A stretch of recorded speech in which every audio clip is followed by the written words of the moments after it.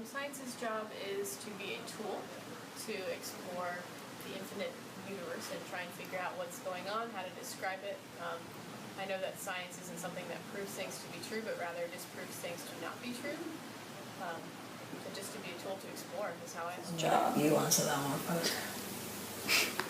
Well, I think science is pursuit of technical knowledge. And what's its job? I guess its job is to help us understand where we came from, where we're going, and how we get there. That was all. So I basically agree with everything Harry.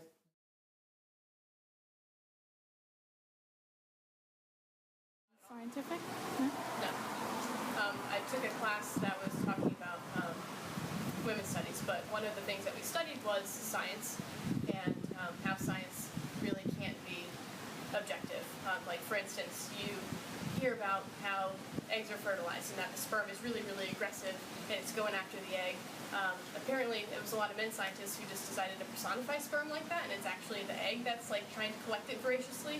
But because of the person that, or the sex of people that were describing it, they described it in a different way, which made it so that we have this whole ethos of that happening in a completely different perspective, even though the science showed it otherwise. I don't think that something as simple as that isn't even objective, and that's like watching something swim towards another, and can't even describe that, then I don't know how other science can be totally objective. Science is objective. I was just going to say to me, science is always objective, isn't it? Yeah, it's not subjective. I mean, it's the result of science is whatever science finds. So you may go into a scientific pursuit looking for a particular outcome, but the outcome may not be what you were looking for. And from that standpoint, it's objective. I think it is objective. Totally objective.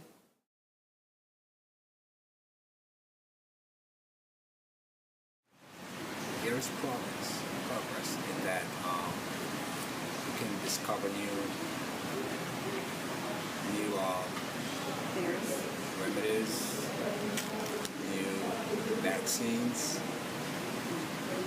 and you can discover new ways of doing old things, easy ways, and better ways of doing stuff that we thought were the norm. Yeah. That's some different things to find cure, to find solutions, I guess.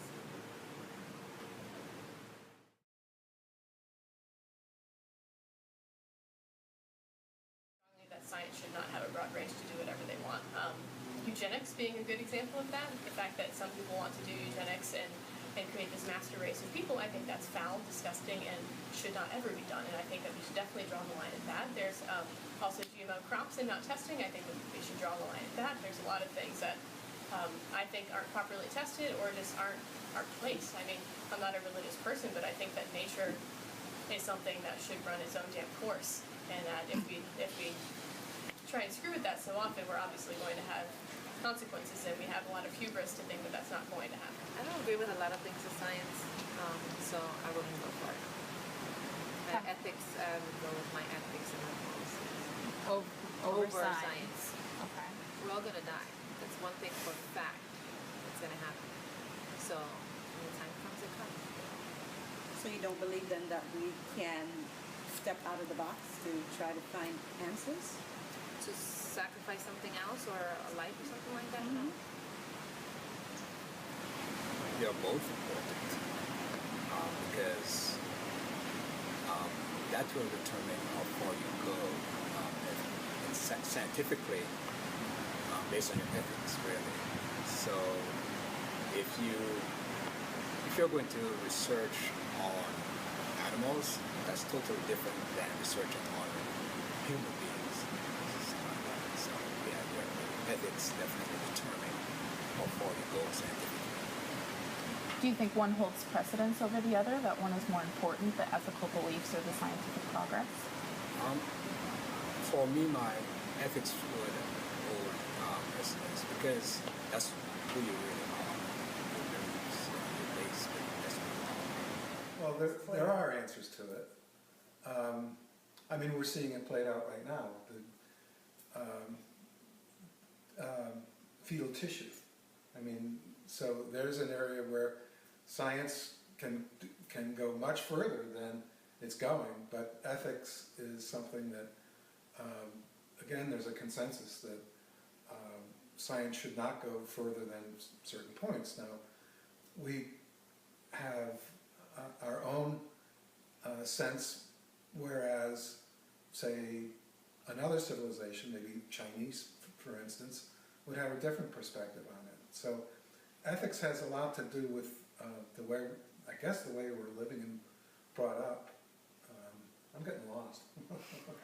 Yeah, it's a really tough subject, and I think a lot of people in the medical field struggle with that one particularly, because there does come a time when science becomes the rule, when really we should be thinking like of a patient when they're really sick. You know, is their comfort more important than the science of making them better? You know, like we could keep doing this test or that test, or give me that, give me some of that medicine. But the human part of it is extremely important. But I think a balance is really important. How you do it, beyond me.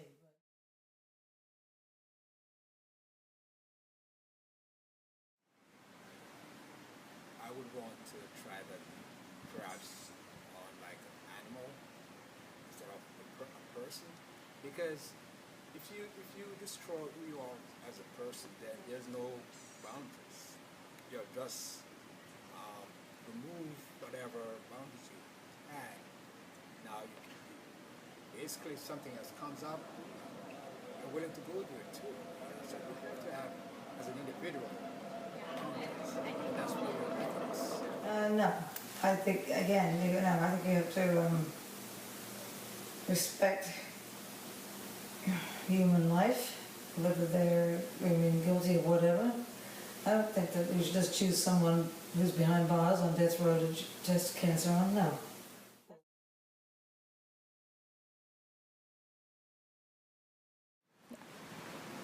Yeah, because it doesn't go crazy with, like for example, with science and stuff like that. If we didn't have the beliefs of something that's moral that we shouldn't do, then we'd be killing and trying, experimenting on everything we see. And I do think that ethics should stop us from doing things in science discussion. No, I don't think so. I think it's two different things. Out of creation comes science, but creation was not science. So There's a great situation that happened with teaching creation in school, specifically in Kansas, where they were trying to teach creation science in the science classroom as the way that the world began. And this guy from, I think it was Oregon or Canada, somewhere up there, he created the flying spaghetti monster, and I have the Gospel of the Flying Spaghetti Monster, and I'm a big fan.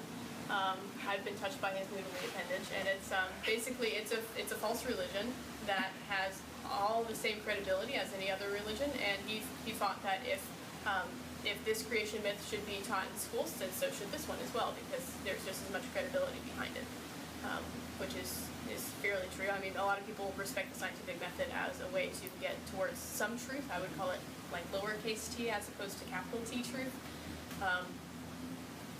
But the flying spaghetti monster is a really good example of what would happen if we were teaching creationism in science classes, I think.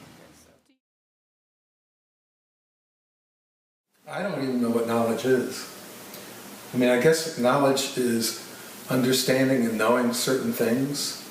So if I think knowledge is mathematical, then I need a lot of justification for it to make sure that it's accurate. But if knowledge is my perception of the world, I don't need a lot.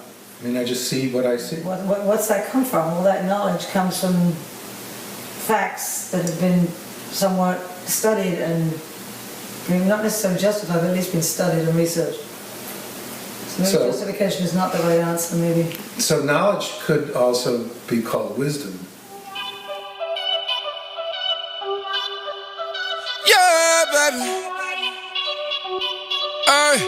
I want you to be mine.